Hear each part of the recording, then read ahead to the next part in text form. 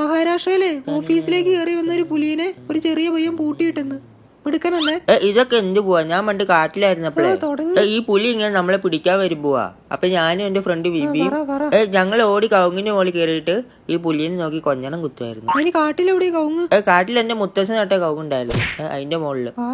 തള്ളു മാത്രമേ ഈ പുലി ഇങ്ങനെ എന്നും വരുമ്പോവാ. എന്നിട്ട് ഞാനും എന്റെ വിബി ഒരാഴ്ച ഇങ്ങനെ ഒരു പുലിയെ നോക്കി കൊഞ്ഞണം കുത്തി അവസാനം ഡിപ്രഷൻ അടിച്ചു പോയി. അല്ല, എന്നിട്ട് നീ ഇങ്ങോട്ട് വന്നപ്പോ വിബി ഇപ്പൊ എവിടെ?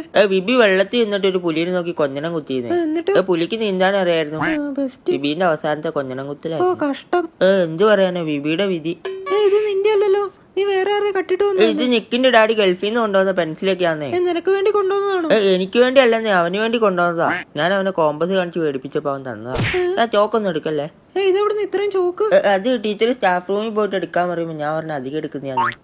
മറച്ചു വെക്കാലോ. ഞാൻ ടീച്ചറിനോട് പറയുന്നുണ്ട്. നീ പോയെ നിനക്ക് ഹോമില്ലേ? നിന്റെ വീട്ടിൽ നിന്ന് ഹോംവർക്ക് ചെയ്യും. കുട്ടാപ്പിക്ക് ചേച്ചിന്റെ വക ഒരു സ്പെഷ്യൽ ഐറ്റം. നോക്കട്ടെ. ഇതെന്ത് ചേച്ചി, ഒട്ടുവാലോ? മുഴുവൻ കഴിച്ചേ. ഇത് ചേച്ചി വല്ല പോസ്റ്റർ ഒട്ടിക്കാനും കൊടുത്തോ? മധുരമൊക്കെ ഇട്ടിട്ടുണ്ട്, നീ മൊത്തം കഴിച്ചേ. മധുരിട്ടെന്ന് പറഞ്ഞിട്ട് എന്താന്ന് കാര്യം? ഇത് വായ വെക്കാൻ കൊള്ളണ്ടേ?